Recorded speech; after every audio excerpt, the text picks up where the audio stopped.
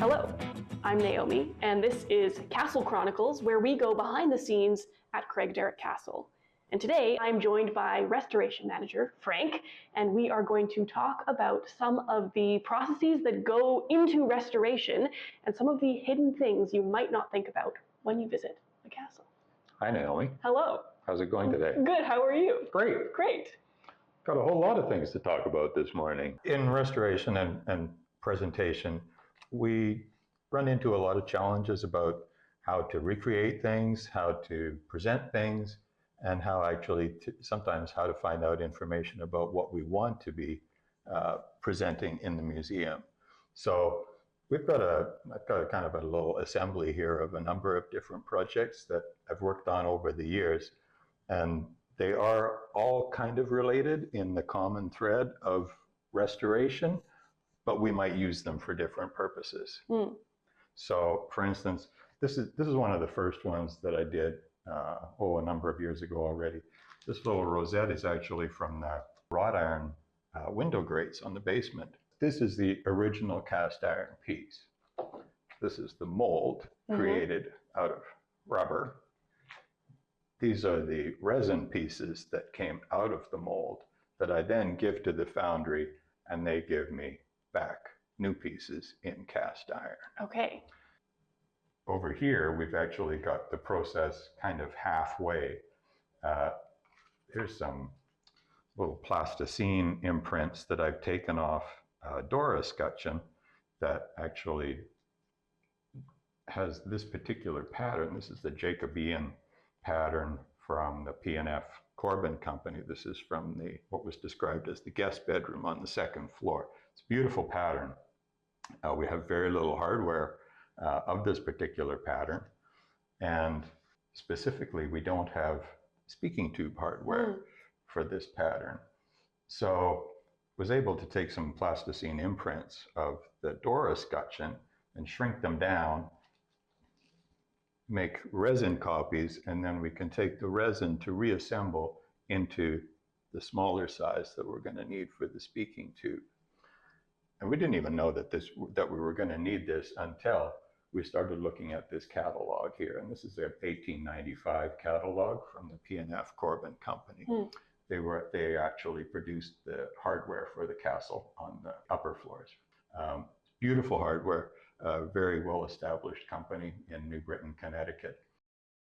Many of the rooms in the castle had a specific suite of hardware. So the colonial pattern is on the Dora scutcheons, the knobs, and speaking tube hardware for the kind of the main hall parts of the home.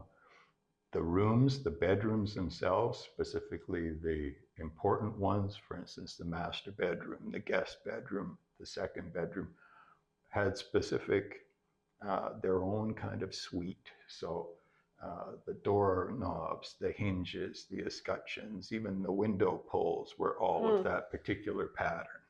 So it's really neat when you start looking at the room, because normally we don't pay that much attention to hardware. Yeah. But if you start looking around and you're going, oh yeah, well this is the same pattern that's over here, that's over here, that whole room was designed to match, which was, I find that kind of fun. It's really cool to learn about like all the work that goes into the presentation of what people see when they come into the castle.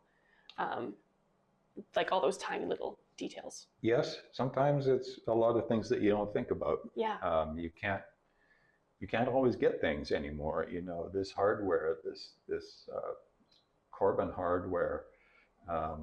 We see a lot of hardware on things like eBay and antique dealers, but until you start looking for a particular pattern made by this particular company in this particular size, you don't realize how hard that is to find. And sometimes you can't find it. It's this knob, I was really fortunate to get a pair of these, the Jacobean pattern, off of eBay. It's the only one that I've seen. I pulled a number of antique dealers all over the US looking for this. Nobody saw them, nobody had them. So these things get harder and harder to find.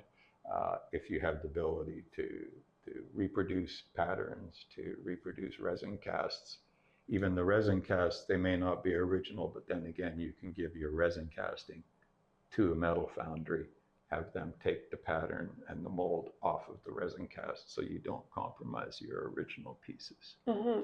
Or you don't have to take them apart, you don't have to disassemble them from the building to send them away. You remember that film shoot that we did not too long ago? Yeah. They were talking about needing a doorknob and an escutcheon for a reproduction kind of a film prop door that they needed to use in the production. And I was hesitant, I'm always hesitant to give out original pieces because you want to make sure that they come back to you. So I thought, well, I could probably make a fake one, give them the fake one, they can use that, and if I don't get it back, well, no worries. Here's our original piece over here, this escutcheon. There's the mold created off of that. There's the resin casting, you can see it's quite light. And actually here's the dummy one that's just faked up with a bit of paint. Right. I mean, it looks pretty close to... Yeah, it's not bad. It's not restoration as we would typically call it, but it does aid in the presentation. Sometimes these fill the gap, it gives you the look without committing yourself. Thank you for having this conversation with me, Frank. This has been very interesting. And thank you for joining us for this video. We will see you at the castle.